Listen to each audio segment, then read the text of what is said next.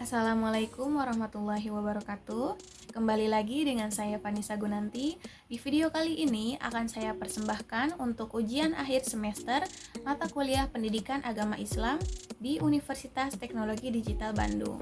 Nah, tema materi yang akan saya ambil hari ini yaitu tentang pentingnya adab sebelum ilmu. Yuk, mari kita bahas. Check it out. Menurut Hamzah Yaqub, adab adalah sebuah ilmu yang menentukan batas antara baik dan buruk, terpuji dan tercela, dan perbuatan atau perkataan manusia secara lahir dan batin.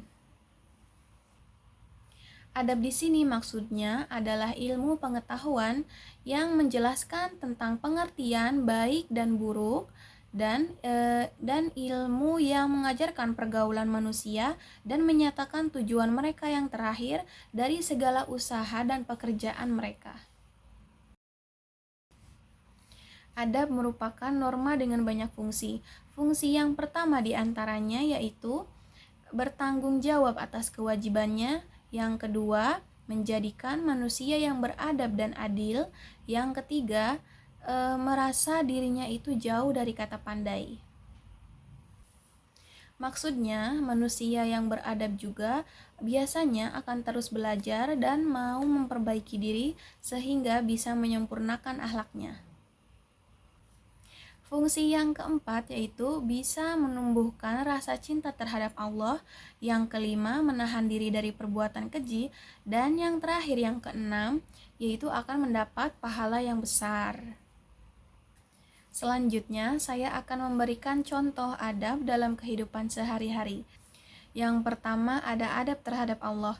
Dalam kehidupan sehari-hari, contohnya kita bisa selalu bersyukur kepada Allah atas apapun selama ini yang telah diberikan Allah Subhanahu wa taala. Yang kedua, taat kepada perintahnya Allah. Yang ketiga, kita harus meyakini semua kesempurnaan Allah dan kita bisa bertutur kata yang baik dan berpakaian yang suci dan terbaik pada saat melakukan ibadah. Yang kedua, ada adab terhadap orang tua. Kita semua pasti memiliki orang tua, entah itu masih alhamdulillah masih ada ataupun sudah tiada. Nah, hal-hal yang bisa kita lakukan dalam kehidupan sehari-hari yaitu menghormati serta memenuhi hak-hak kepada orang tua. Lalu kita bisa selalu mendoakan orang tua dan selalu melakukan dan menjalankan perintah yang disuruh oleh orang tua. Dan juga kita tidak durhaka ataupun menyakiti hati orang tua. Itu saja contoh-contoh adab dalam kehidupan sehari-hari yang bisa saya berikan. Sebenarnya masih banyak lagi contoh-contoh adab yang lainnya, misalkan terhadap guru, adab terhadap teman sebaya, maupun kepada orang yang lebih tua dan lebih muda, itu ada. Nah, kita lanjut aja ya. Selanjutnya, kesungguhan hati dalam menuntut ilmu merupakan pedoman dan prinsip yang selalu ditanamkan kepada setiap orang. Menuntut ilmu sendiri merupakan suatu keharusan dan menjadi hal yang penting untuk tidak bisa dilewatkan bagi setiap orang. Sebab dengan adanya ilmu, kita bisa menjadi seseorang yang mulia. Dalam agama Islam, mencari ilmu itu merupakan hal yang wajib bagi setiap orang. Saat ini, banyak orang pintar dan memiliki keilmuan yang luas.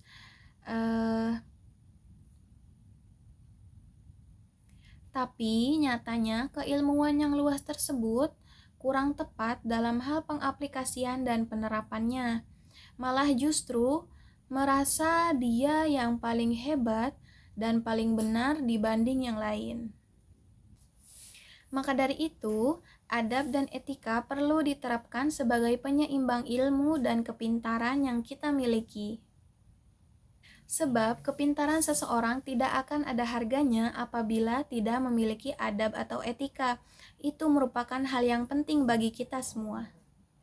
Dalam hal ini, Kiai Haji Muhammad Syafi'i Bayuldawi, pengasuh Pondok Pesantren Ma'had Tolabah di Babakan Lebak Siyu Tegal, setiap kali beliau mengajar santri-santrinya, beliau selalu berpesan bagaimana pentingnya menjaga adab dan etika. Lalu, pepatah Arab mengatakan, al-adabu fa'uqal ilmi, yang berarti adab itu lebih tinggi daripada ilmu. Kalau hanya mengandalkan ilmu saja tanpa dibarengi dengan adab, iblis itu lebih bisa. Karena apa? Karena iblis diciptakan oleh Allah Subhanahu wa taala dengan kepintaran yang lebih daripada manusia. Imam Malik pun pernah berkata kepada salah seorang pemuda Quraisy, yaitu tentang pentingnya mendahulukan adab sebelum mempelajari ilmu. Mempelajari adab dan etika itu membutuhkan proses waktu yang lama. Faktor yang terpenting dalam mempengaruhi baik buruknya perilaku yaitu lingkungan, baik dalam keluarga ataupun masyarakat sekitar.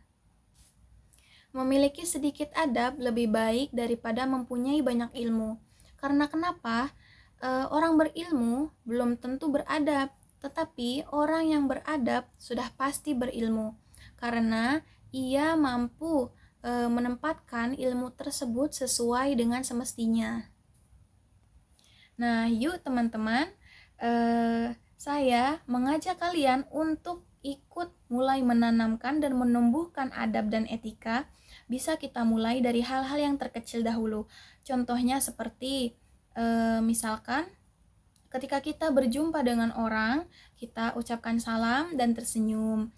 Lalu kita menghormati orang yang lebih tua, dan ketika kita lewat atau berjalan di depan orang, hendaklah kita permisi. Itu saja penjelasan tentang tema materi pentingnya adab daripada ilmu hari ini. Semoga hal-hal yang saya sampaikan di video ini bisa bermanfaat bagi kita semua, dan kita bisa mulai menerapkan dan menumbuhkan adab dan etika. Bisa dimulai dari hal yang terkecil itu. Saya Vanessa Gunanti, mohon maaf bila ada kesalahan kata. Terima kasih. Wabillahi taufik wal hidayah. Wassalamualaikum warahmatullahi wabarakatuh. Sampai jumpa.